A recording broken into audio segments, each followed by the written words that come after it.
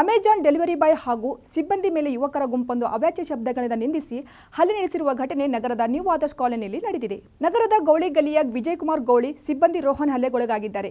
ವಿಜಯಕುಮಾರ್ ಅವರ ಮುಖ ಹಾಗೂ ದೇಹದ ಇತರೆ ಭಾಗಗಳಿಗೆ ಗಾಯಗಳಾದರೆ ರೋಹನ್ಗೂ ಘಟನೆಯಲ್ಲಿ ಸಣ್ಣ ಪುಟ್ಟ ಗಾಯಗಳಾಗಿವೆ. ಘಟನೆಗೆ ಸಂಬಂಧಿಸಿದಂತೆ ಗಾಂಧಿಗಂಜ್ ಪೊಲೀಸ್ ಠಾಣೆಯಲ್ಲಿ ನಗರದ ಭದ್ರೋದಿನ್ ಕಾಲೋನಿಯ ಮೊಹಮ್ಮದ್ ಅದ್ನಾನ್ ಹಾಗೂ ಇತರೆ 12 ಜನರ ವಿರುದ್ಧ ಪ್ರಕರಣ ದಾಖಲಾಗಿದೆ. 4ವರನ್ನು ಈಗಾಗಲೇ ಪೊಲೀಸರು ಬಂಧಿಸಿದ್ದಾರೆ. ಇನ್ನುಳಿದವರ ಪತ್ತೆಗೆ ಹುಡುಕಾಟ ನಡೆಸಿದ್ದಾರೆ. ಘಟನೆಗೆ ಸಂಬಂಧಿಸಿದ ವಿಡಿಯೋಗಳು ಸಾಮಾಜಿಕ ಜಾಲತಾಣದಲ್ಲಿ ಹರಿದಾಡುತ್ತಿದ್ದಂತೆ ಗಾಂಧಿಗಂಜ್ ಪೊಲೀಸ್ ಠಾಣೆಯ ಇನ್ಸ್ಪೆಕ್ಟರ್ ಹನುಮರೆಡ್ಡಿ ಅವರು ಅಮೆಜಾನ್ ಕಚೇರಿಗೆ ಭೇಟಿ ಕೊಟ್ಟು ದೃಶ್ಯಾವಳಿಗಳನ್ನು ಪರಿಶೀಲಿಸಿದರು. ಹಿಂದೂ ಯುವಕನ ಮೇಲೆ ಮುಸ್ಲಿಂ ಯುವಕರ ಗುಂಪು ಹಲ್ಲೆ ನಡೆಸಿದ್ದು ಹಿಂದೂಗಳಿಗೆ ಭದ್ರತೆ ಇಲ್ಲದಂತಾಗಿದೆ ಎಂದು ಸಾಮಾಜಿಕ ಜಾಲತಾಣ ವ್ಯಾಪಕ ಚರ್ಚೆ ಆಗುತ್ತಿದೆ.